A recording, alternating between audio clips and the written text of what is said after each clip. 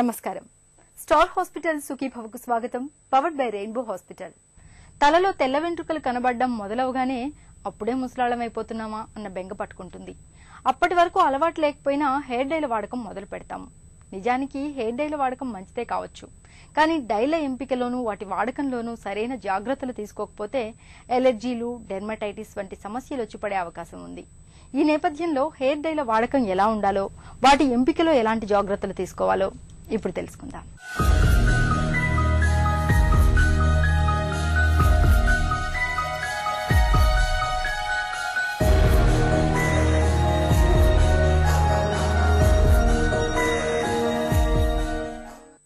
తలలో ఒక్క తెల్ల వెంట్రుక కనిపించగానే మదిలో హైరానా మొదలవుతుంది. అప్పుడే ముసలివాళ్లం అయిపోతున్నామా అన్న దిగులు పట్టుకుంటుంది. ఆ క్షణం నుంచే జుట్టుకు రంగయ్యాలన్న తలంపు పుట్టుకొస్తుంది. ఇక కుర్రకారు సంగతైతే చెప్పనక్కర్లేదు. రోజుకో రంగు వేస్తూ పూటకో హెయిర్ స్టైల్తో సరికొత్త ఫ్యాషన్లను అనుసరిస్తుంటారు. నిజానికి జుట్టుకు రంగేయడం అనేది ఇప్పటి పోకడమీ కాదు, వందల ఏళ్ల నుంచి ఉంది. అయితే కాలంతో పాటే జుట్టుకు రంగేయడం అన్నది ఒక కళగా మారిపోయింది. హెయిర్ డ్రైలలో రంగులతో పాటు రసాయనాలు రంగప్రవేశం చేశాయి. తల మొత్తానికి ఒకే రంగు వేసుకునే రోజుల నుంచి అంగుళానికో రంగు వేసుకునే రోజులొచ్చాయి. ఇందులోనూ అనేక పద్ధతులు పుట్టుకొచ్చాయి. అయితే హెయిర్ డ్రైలతో జుట్టు రంగు మారడం మాట ఎలా ఉన్నా వీటి వాడకంలో సరైన జాగ్రత్తలు తీసుకోకపోతే లేనిపోని సమస్యలు వచ్చిపడే ప్రమాదం ఉందని హెచ్చరిస్తున్నారు డాక్టర్లు. హెయిర్ డైస్ చాలా కామన్ గా వాడుతున్నారండి ఈ మధ్య కాలంలో. అదొకటే కాకుండా కలర్ చేంజ్ కోసం, అంటే మంచిగా మామూలుగా బ్లాక్ హెయిర్ ఉన్నా కూడా వేరే వేరే కలర్స్ డైస్ కోసం అని చెప్పేసి డిఫరెంట్ కలర్స్ కనిపించాలన్న ఉద్దేశంతో కూడా హెయిర్ డైస్ వాడుతున్నారు. ఈ విధంగా హెయిర్ డై వాడకం ఎక్కువైందనమాట. సో బేసిక్ గా హెయిర్ డై గురించి తెలుసుకోవాల్సింది ఏంటంటే, hair dye contains some chemicals అండి. ఏంటంటే కెమికల్స్ ఏంటంటే పారాఫిలిన్ డయామైన్, దాన్ని పీపీడీ అంటారనమాట. ఈ మధ్య కొన్ని కొత్త డైస్, చాలా కాస్ట్లీ ఉన్న డైస్ లో పారాఫిలిన్ డయామైనే కాకుండా వేరే టైపు, అంటే అది పారాఫిలిన్ డయామైన్ తోటి టాక్సిసిటీ లాగేమో ఎలర్జిక్ రియాక్షన్స్ వస్తున్నాయని చెప్పేసి వేరే యూజ్ చేస్తున్నారు. దాని పేరు ఏంటంటే పారాఫిలిన్ టొల్యూన్ బెంజీన్ అని చెప్పేసి ఒకటి ఉందన్నమాట. అంటే దీన్ని ఏమంటాం, పీటీడీ అని అంటాం అనమాట. ఇప్పుడు పీపీడీకి ఎలర్జీ వస్తే పీటీడీకి కూడా ఎలర్జీ వస్తుంది. అది చాలా మందికి తెలియదు అనమాట. కామన్ గా వచ్చే రియాక్షన్స్ అండి మేము చూసేవి, జుట్టు హెయిర్ మార్జిన్స్ దగ్గర బాగా స్కిన్ దురదలు రావటం, తలంతా దురద వచ్చేస్తుంది ఒకటి. రెండోది దద్దురులాగా ఎరిపెక్కిపోయి ఉండటం ఒకటి. మూడోదేమో ఒక్కోసారి కళ్ళు, మొహం ఉబ్బిపోతుంది అనమాట. చాలా ఇంత లావుగా ఉబ్బిపోయి ఎర్రగా అయిపోతుంది అనమాట అండి. కొంతమందికి అయితే సడన్ గా షాక్ లాగా వచ్చేసి బాడీ అంతా షాక్ లాగా వచ్చేసి అన్కాన్షియస్ కూడా అయిపోవడానికి ఛాన్సెస్ ఉంటాయి. అదే కనుక ఇది మీరు పట్టించుకోకుండా ఒకసారి వచ్చిన తర్వాత కొంతమందికి రియాక్షన్స్ ఎలా ఉంటాయంటే, దద్దురులాగా దలసరిగా చర్మం ఎక్కిపోయి పొలుసులు వేసిపోయి ఇంకా చాలా రోజులు దురద రావటం. తర్వాత ఇంకొక ఇంపార్టెంట్ థింగ్, చాలా మందికి ఎక్కువ రోజులు ఈ డై చేసిన వాళ్ళ మొహాలన్నీ చాలా రంగు మారిపోవటం, నల్లగా అయిపోవటం గమనిస్తూ ఉన్నామండి ఈ మధ్యకాలంలో. సో ఇవి చాలా కామన్ గా వచ్చే దిస్ థింగ్. ఇంకోటి ఇంపార్టెంట్ థింగ్ నాకు చెప్పాల్సింది ఏంటంటే అండి, కొన్ని హెయిర్ ఆయిల్స్ పెట్టుకోవటం మూలంగా కలర్ వస్తుందని చెప్పేసి చెప్తారు. వాటిల్లో లెడ్ అనే టాక్సిక్ మెటీరియల్ ఉంటుందండి. This is very very important. అలాంటి హెయిర్ ఆయిల్స్ పెట్టుకోవడం అంత మంచిది కాదు. లెడ్ మన బాడీకి చాలా టాక్సిక్, లెడ్ పాయిజనింగ్ అది అవటానికి ఆస్కారం ఉంది. ఇంకా అసలు యాక్చువల్గా there are reports about these hair dyes. దీని మూలంగా లుకీమియాస్ వస్తాయని, బ్లాడర్ క్యాన్సర్ వస్తుందని చెప్పేసి అలాంటి రిపోర్ట్స్ ఉన్నాయి. అంటే వెరీ డెఫినెట్ గా వస్తుందా లేదా అని తెలియదు, కానీ కొన్ని కేసు రిపోర్ట్స్ మటుకు ఈ హెయిర్ డైస్ తోటి ఉన్నాయండి. సో అంచేత చాలా జాగ్రత్త వహించాలి. హెయిర్ డైసే కదా, దీంతో ఏమి కాదని అనుకోవద్దు. వీటితోటి ఇన్ని రియాక్షన్స్ రావడానికి ఛాన్స్ ఉండొచ్చండి. హెయిర్ డైలలో ఉండే రసాయనాలతో వెంట్రుకల కుదుళ్లు దెబ్బతినే ప్రమాదం ఉంది. చాలా సందర్భాల్లో జుట్టు చిట్లిపోతుంటుంది. వెంట్రుకలు వాస్తవ రంగును కోల్పోతుంటాయి. చర్మానికి సమస్యలు పెరుగుతాయి. ఎలర్జీలు వచ్చే అవకాశం ఉంది. కొంతమందిలో జుట్టు రాలిపోయి బట్టతల కూడా రావచ్చు. హెయిర్ డైలలో వాడే కొన్ని రకాల రసాయనాలు శరీరంలోకి వెళ్లినప్పుడు మలబద్ధకం వంటి చిన్న సమస్యల దగ్గర నుంచి కీలక అవయవాలు చెడిపోయే ప్రాణాంతక పరిస్థితికి కూడా దారి తీయొచ్చు. ఇవన్నీ ఇప్పటికిప్పుడు వచ్చేస్తాయని చెప్పడం లేదు. ఏళ్ల కొద్దీ హెయిర్ డైలు వాడుతున్నప్పుడు ఇలాంటి సమస్యలు పొంచి ఉంటాయని గుర్తుంచుకోవాలి. కొన్ని రకాల హెయిర్ డైలతో క్యాన్సర్ల ముప్పు కూడా ఉందని నిపుణులు హెచ్చరిస్తున్నారు. ఈ హెయిర్ డైస్ ఏంటంటే బేసిక్ గా మోస్ట్ ఇంపార్టెంట్. నేను 20 ఏళ్ల నుంచి హెయిర్ డై వాడుతున్నాను, నాకు ఎప్పుడు రియాక్షన్ రాలేదు అనుకుని మీరు హెయిర్ డై వేయించుకున్నారు అంటే మటుకు అది తప్పండి. అలా పద్ధతి కాదు. ఏంటంటే ప్రతిసారి హెయిర్ డై వేసుకునే ముందు ప్యాచ్ టెస్ట్ చేయించుకోవాలి. మీకు మీ లీఫ్లెట్ పేపర్ లో చెప్తాడు ఎలా చేయాలి ఏంటని. ఆ హెయిర్ డై కొంచెం డైల్యూట్ చేసి చెవి వెనకాల గాని గడ్డం కింద గాని పెట్టుకుని 48 గంటల సేపు వదిలేస్తే దాని నుంచి మీకు ఏమైనా రియాక్షన్ వస్తుందా లేదా అనేది చూసుకుని ఆ తర్వాతనే హెయిర్ కి కలర్ చేయించుకోవడం మంచి పద్ధతి అన్నమాట. అంటే ఒక్కొక్కసారి ఇలా చేసినా కూడా రియాక్షన్స్ వచ్చే ఛాన్స్ ఉంది. బట్ ఇలా చేయటం మూలంగా చాలా మటుకు మీరు అవాయిడ్ చేయొచ్చు అనమాట. హెన్నా కలరింగ్ ఏదని కానీ బట్ కలర్ ఏంటంటే మీకు రెడ్డిష్ బ్రౌన్ కలర్ వస్తుంది అనమాట హెన్నా తోటి. అది ప్రాబ్లం. అదర్వైజ్ హెన్నా తోటి రియాక్షన్స్ యాజ్ సచ్ ఏమీ ఉండదు. అండ్ యాక్చువల్ గా న్యాచురల్ ప్రొడక్ట్స్ ఉన్నాయి హెయిర్ డైస్ లో. టర్మరిక్ అని, ఇండిగో అని చెప్పేసి, హెన్నా అని చెప్పి ఇలా different type of plant materials తోటి పౌడర్స్ అమ్ముతున్నారు. కానీ వీటితో వచ్చిన ఒక ప్రాబ్లం ఏంటంటే తొందరగా కలర్ చేయదు. మీరు మామూలుగా పర్మనెంట్ హెయిర్ డైస్ కి అలవాటు పడిపోయిన వాళ్ళకి అసలు నచ్చట్లేదు. మేము ఈ మధ్య కాలంలో హెయిర్ డై రియాక్షన్స్ వస్తున్నాయి అని చెప్పేసి వాళ్ళకి న్యాచురల్ కలర్ ప్రొడక్ట్స్ మేము అడ్వైజ్ చేస్తున్నాం. వాళ్ళకి somehow they were not liking అనమాట. వాళ్ళకి అంత పెద్ద నచ్చట్లేదు, తొందరగా హెయిర్ కలర్ రావట్లేదు డాక్టర్ గారు, దీంతో 4-5 సార్లు రాసుకుంటే గానీ దీంతో రావట్లేదు అని చెప్పేసి. కానీ బట్ మీకు కలర్ కావాలి, దాంతో రియాక్షన్స్ లేకుండా ఉండాలి అంటే మరి తప్పది, ఫాలో అవ్వాల్సిన అవసరం ఉందన్నమాట. హెయిర్ డై ఉత్పత్తులన్నీ అందరికీ సరిపడవు. శరీరతత్వం, చర్మాన్ని బట్టి కొన్ని బ్రాండ్లతో ఎలాంటి హాని ఉండకపోవచ్చు, మరికొన్నింటితో సమస్యలు తలెత్తవచ్చు. అందుకే ఏదైనా బ్రాండ్ ని వాడే ముందు చెవుల వెనుక గాని చేతుల కింది వైపు గాని కొద్దిగా రాసుకుని 48 గంటలు వేచి చూడాలి. ఎలాంటి ఇబ్బంది లేదని నిర్ధారించుకున్న తర్వాతే ఆ ఉత్పత్తిని వాడాలి. ఇటీవలి కాలంలో హెర్బల్ ఉత్పత్తులకు బాగా డిమాండ్ పెరిగింది. అయితే కొన్ని హెర్బల్ ఉత్పత్తుల్లో కృత్రిమ రంగులను, మెటాలిక్ సాల్ట్లను కూడా కలుపుతున్నారు. దీంతో జుట్టు దెబ్బతినడంతో పాటు ఆరోగ్య సమస్యలు కూడా తలెత్తుతున్నాయి. వీటన్నింటికంటే ఇంట్లో లభించే పలు ఉత్పత్తులనే సహజ హెయిర్ డైలుగా వాడుకోవచ్చు. బీట్రూట్ రసం, కొన్ని రకాల టీ, కాఫీ పొడులకు నిమ్మరసం కలపడం వల్ల జుట్టుకు సహజ రంగును తేవచ్చు.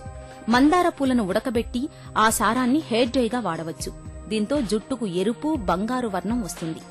కాస్త ఓపిక ఉండాలే కాని ఇలాంటి చిట్కాలతో జుట్టు రంగు మారడంతో పాటు ఆరోగ్యం కూడా బాగుంటుంది, ఖర్చు కూడా తగ్గుతుంది.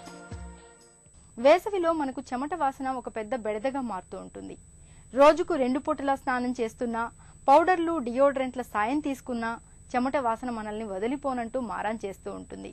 మరి ఎదుటి వాళ్లతో పాటు మనల్ని కూడా బాగా చికాకు పెట్టే ఈ చెమట వాసనను ఎలా వదిలించుకోవాలి? చెమట వాసనను వదిలించుకునే మార్గాల గురించి ఇప్పుడు తెలుసుకుందాం. ఎండాకాలంలో చాలా మందికి చెమట చాలా ఎక్కువ పడుతుంటుంది. అయితే కొంతమందికి ఈ చెమట చాలా చాలా ఎక్కువ పడుతుంటుంది. వాళ్ళకి మనం హైపర్ హైడ్రోసిస్ అనే ప్రాబ్లం ఉన్నట్టుగా చెప్తుంటాం. ఈ హైపర్ హైడ్రోసిస్ తో పాటు కొంతమందికి ఈ చెమటతో పాటు చాలా దుర్గంధం వస్తుంటుంది. దాన్ని బ్రోమ్ హైడ్రోసిస్ అంటారు. ఈ దుర్గంధం, దాన్ని పూర్తిగా మన దుర్గంధాన్ని తగ్గించలేము. కాకపోతే ఆ దుర్గంధం ఎక్కువగా రాకుండా కొన్ని చర్యలు తీసుకోవచ్చు. ముఖ్యంగా ఈ వేసుకునే బట్టలు, కాటన్ బట్టలు వేసుకోవడం మంచిది. చాలా వదులుగా ఉండే బట్టలు కూడా వేసుకోవడం మంచిది. ఆ వీలైనంత వరకు శరీరాన్ని తక్కువగానే కవర్ చేసుకోవడం మంచిది. తర్వాత తరచుగా స్నానం చేయడం మంచిది. ఈ దుర్గంధం మరీ ఎక్కువగా ఉంటే తప్పనిసరిగా కొన్ని పర్ఫ్యూమ్స్ కూడా వాడాల్సి ఉంటుంది. తర్వాత చెమట ఎక్కువగా పట్టకుండా తగ్గించుకోవడానికి కూడా కొన్ని పౌడర్స్ ఉన్నాయి. అలాంటి పౌడర్స్ కూడా డాక్టర్ల సలహాతో వాడుకోవడం మంచిది. ముఖ్యంగా శరీరంలో ఈ కొన్ని భాగాల్లో చెమట ఎక్కువ పడుతుంటుంది. ఆ భాగాల మీద మరి ఎక్కువ జాగ్రత్తలు చూసుకోవడం చాలా మంచిది. క్రికెట్ బాల్ తగిలినప్పుడు, ప్రమాదవశాత్తు పైనుంచి కింద పడ్డప్పుడు, కొన్నిసార్లు అబ్బాయిల్లో బీజాలకు గాయాలవడం, వాపు రావడం సహజమే. అయితే కొన్ని సందర్భాల్లో బయట నుంచి ఎలాంటి దెబ్బలు తగలకుండానే బీజాల్లో వాపు కనిపిస్తూ ఉంటుంది.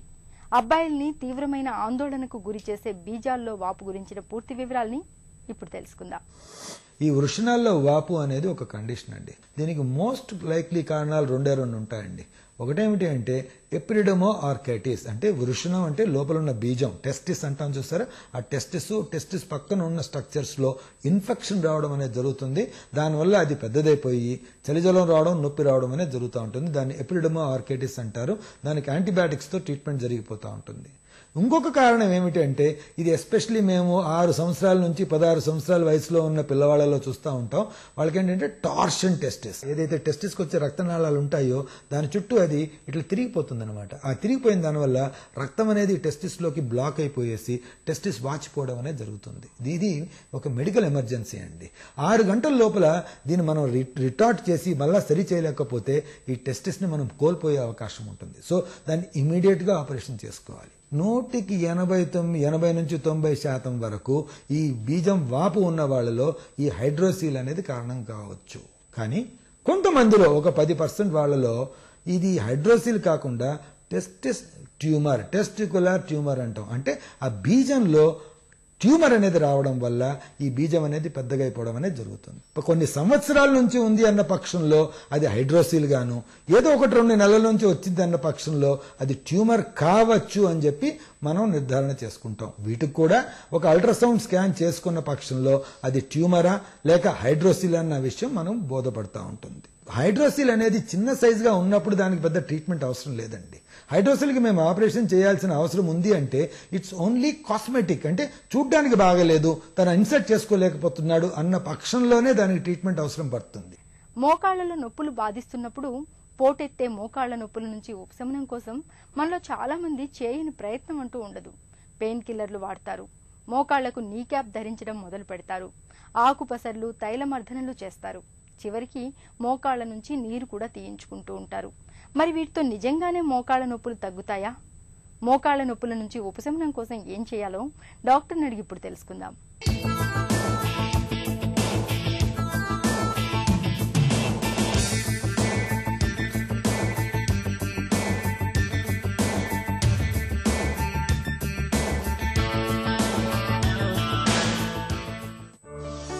మోకాళ్ల నొప్పుల్ని తట్టుకునేందుకు బాధా నివారణలు వాడొచ్చా? మోకాలు నొప్పి వచ్చినప్పుడు అండి పెయిన్ కిల్లర్స్ వాడాలి. ఎందుకంటే నొప్పిని మనం తట్టుకోగలగాలి, నొప్పితోటి బతకూడదు. సో పెయిన్ కిల్లర్స్ వాడచ్చు, కానీ తగు మోతాదులో తీసుకోవాలి. ఇప్పుడు మేము ఫాలో చేసేది WHO అండి, world health organisation pain ladder అంటాం. ఇప్పుడు దాని ప్రకారం తక్కువ నొప్పికి తక్కువ పవర్ ఉన్న టాబ్లెట్స్ వాడుకోవడం. ఎందుకు తక్కువ పవరు? అది ఎందుకంటే టాబ్లెట్స్ సైడ్ ఎఫెక్ట్స్ ఉండొచ్చు, కడుపుకి కిడ్నీకి అది కొన్నిసార్లు డ్యామేజ్ చేయొచ్చు. సో అందుకని మీరు అనవసరంగా ఎక్కువ మోతాదు తీసుకోవడం వల్ల, రెగ్యులర్గా తీసుకోవడం వల్ల మిగతా ఆర్గన్స్ ఎఫెక్ట్ అవుతాయి. అప్పుడు మోకాళ్లతో పాటు మిగతా అవయవాలు కూడా మీకు ప్రాబ్లం వస్తుంది. మోకాళ్లకు ధరించే నీ క్యాప్ వాడకం ఎలా ఉండాలి? నీ క్యాప్ అనేది అదొక మంచి ఇన్స్ట్రుమెంట్ అని చెప్పుకోవాలండి. ఎందుకంటే అది పెట్టడం వల్ల it gives us a sense of security. అంటే మనకి కాలు చక్కగా ఉంది, అంటే దగ్గరగా ఉంది, కాలు జారిపోదు, మడత పడదు అనే ఫీలింగ్ వస్తుంది మనకి. అది రావటం వల్ల ఇప్పుడు రెగ్యులర్ నడవటం అది బాగానే ఉంటుంది. కానీ ఇది రెగ్యులర్గా వాడకూడదు. ఎందుకు? అగైన్ ఇది ఫాల్స్ సెన్స్ ఆఫ్ సెక్యూరిటీ వస్తుంది. అంటే మనకి బాగుంది, అన్నీ బాగున్నాయి అనుకొని ఇంకా ఎక్సర్సైజ్ అంటే కాలికి ఎక్సర్సైజ్ చేయడం కానీ వాకింగ్ చేయడం కానీ తగ్గించేస్తారు.